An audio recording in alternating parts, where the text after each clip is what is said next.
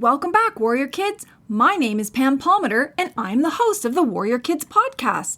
I'm a Mi'kmaq professor who has created this podcast to celebrate everything Indigenous and work with Warrior Kids to help make the world a better place. If that sounds like something you'd like to do, then join us here every second Wednesday and learn some really cool things along the way. Well, Warrior Kids, it's been a while since we've had a chance to chat and get caught up on things. Some of you may be wondering why we had such a long break between season 2 and 3, and we haven't posted much on social media over the last few months. Well, we've had some changes around here, and I've dropped a few hints here and there to see if anyone is caught on. Basically, our family has some sad news and some happy news to share with all of you. Do you remember how when I used to do my introduction, I would say, "My name is Pam Palmater, and I'm the host of the Warrior Kids podcast, which is taped before a live studio audience." Do you remember what came after that? That's right. You would hear our dog Cricket bark in the background.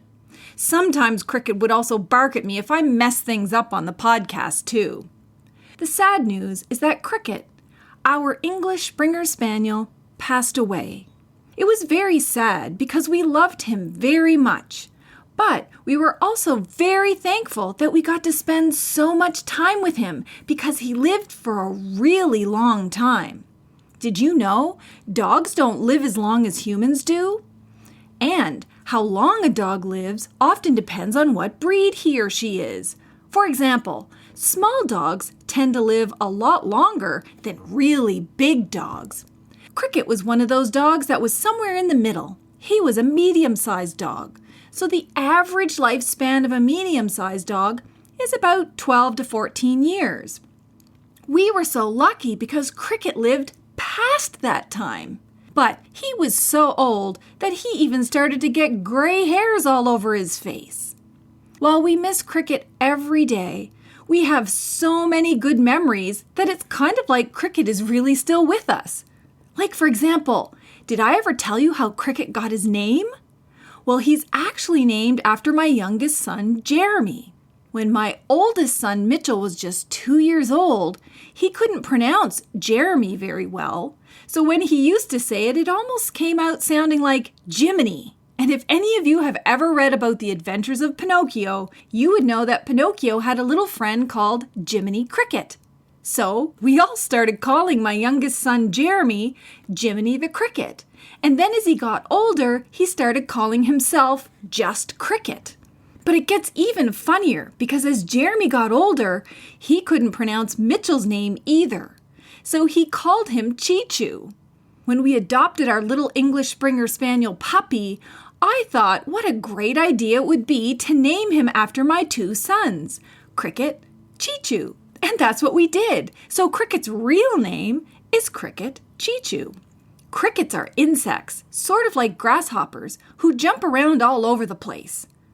And so Cricket ended up being a really good name for our very energetic, bouncy puppy. And there are so many funny and cute stories involving Cricket, I could literally sit here all day just telling them. But one of the funniest that we never forgot was when we were taking him for a drive in our truck. And usually he would just lay down in the back seat between the 2 boys and go to sleep. But this time he could smell that I had food in the front seat.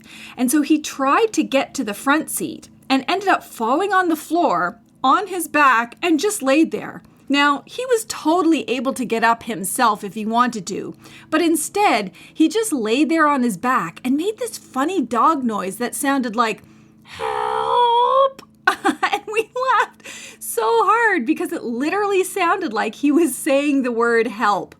So I told the boys, you better rescue Cricket and put him back on the back seat, even though he could have done it himself. Another funny story was when we had just moved to Ontario, and after a really long drive from the Maritimes, the boys and the dogs and I all got out of the truck, and we went into our new house, and it was completely empty because our furniture hadn't moved there yet.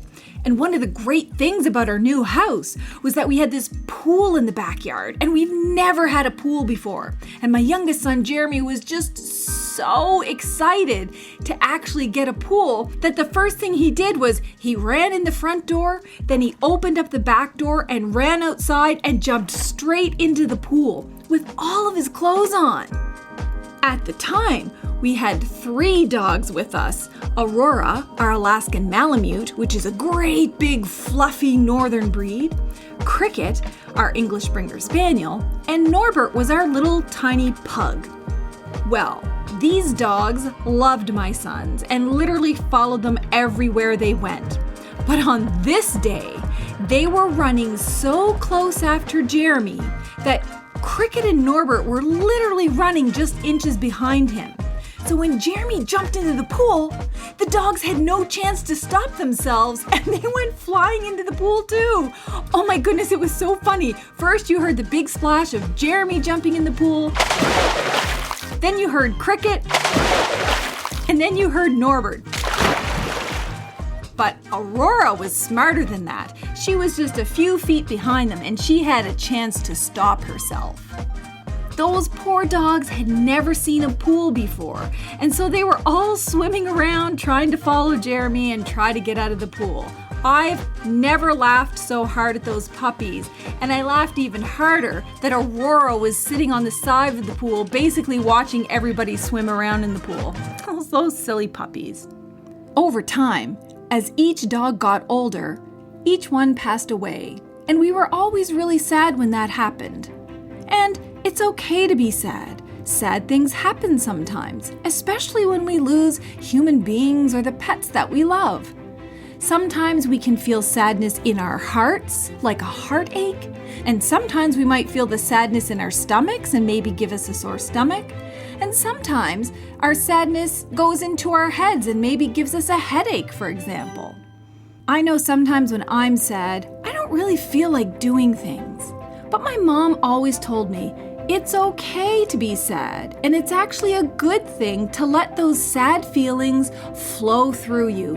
And then in time, you'll feel less sad.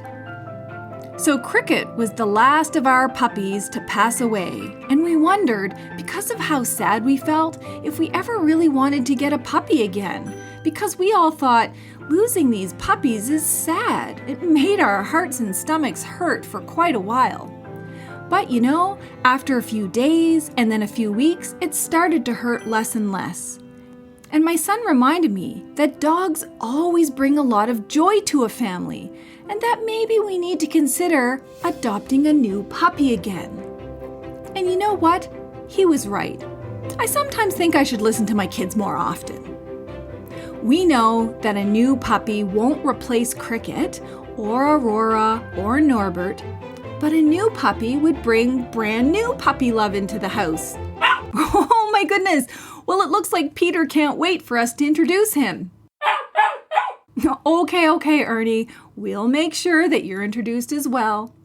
So, Warrior Kids, I am proud and happy to introduce our new live studio audience here at the Warrior Kids podcast. First, we have the oldest puppy. His name is Ernie, and he is an English bulldog. He has white, brown, and reddish fur. He is so cute and cuddly and full of big furry wrinkles all over his face. And he acts just like a bull or a rhino. He literally runs headfirst into anything that he wants. So if he's happy to see you, he's going to run straight into you. It's actually kind of cute. But the other day, he wanted to see the birds outside, and he forgot that there was a screen door. So he ran straight into the screen door, which is thankfully very soft. But it bounced him right off the door like a sideways trampoline. It was so funny. We laughed for a very long time at poor little Ernie. And then we would like to introduce you to little Peter. Peter is a Boston Terrier, and he is much smaller than Ernie. Peter is dark brown and black and has white fur. And I think the best word to describe Peter is sweet. He's a little sweetheart. If you pick him up, he doesn't wriggle to try to get loose. He just falls asleep in your arms. Oh my goodness. He is just so sweet. But I have to warn you, he does have a little devious side. So take, for example, whenever Ernie is chewing on a dog toy, he'll run over and take it from Ernie and then make Ernie chase him all over the house to get it back. He loves playing with Ernie. These two have been keeping us so busy that I missed out on recording a few episodes of our Warrior Kids podcast. It's a lot of work training a new live studio audience. It's hard trying to record a new podcast when Ernie is trying to chew my toes and Peter is hiding somewhere in the studio, being way too quiet. Wait a second, where is Peter? Okay, Peter, I see you now. Just be a good puppy. Yes, Ernie, we know you're a good puppy too. So, while our new live studio audience is in training, you might hear some ruckus in the background from time to time. Did you know that dogs have been the companions to humans for more than 11,000 years? That's right. And many dogs originated from wolves. It's believed that wolves who used to come around the camps of human beings looking for food were eventually tamed by the humans and became friends and even helped out with certain tasks. And then over thousands of years, those dogs who were tamed became more and more domesticated. And domesticated just means that they were used to living around human beings. Dogs became domesticated and then were used for different purposes all over the world. On Turtle Island, which all of you know is now known as North America, there were already dogs living here amongst the different native peoples long before settlers arrived with their own dog breeds. For example, Inuit living in the Arctic have used dogs for thousands of years to help them hunt or to help them pull sleds which were loaded with food and supplies. Some of the breeds that we see today, like Huskies or Alaskan Malamutes, their ancestors have a long history from being in the Arctic. Alaskan Malamutes are larger dogs who could carry heavy loads on sleds, but were also used to help distract polar bears or locate seal breathing holes.